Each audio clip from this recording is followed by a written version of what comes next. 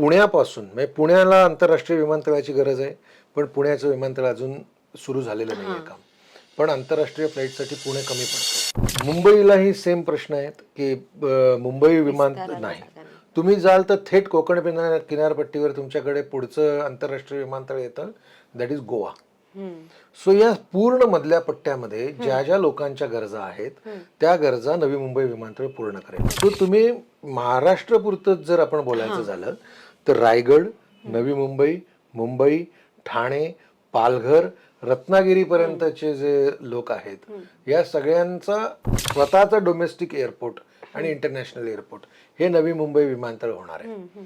दुसरा भाग असा आहे की आत्ता जसं मी तुम्हाला म्हणालो तसं की विमानतळांवर जेव्हा स्लॉट्स मिळत नाहीत, आता मी तुम्हाला सांगितलं की रिजनल प्रवाशांना स्लॉट मिळत नाही आहेत. अनेक इंटरनॅशनल एअरलाइन्सना नवीन सेवा सुरू करायच्या आहेत पण त्यांना मुंबईचा स्लॉट मिळत नाही.